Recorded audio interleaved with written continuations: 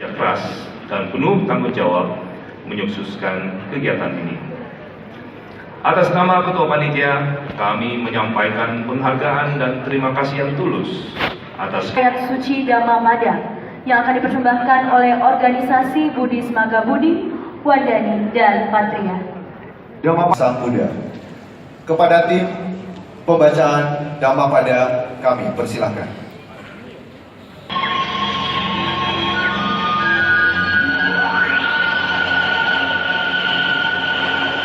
Sejak 7 tahun yang lalu, mungkin itu satu-satunya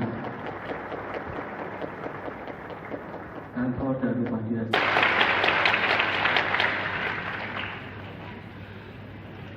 Kami juga ingin menyampaikan rasa terima kasih kepada yang telah bersusah payah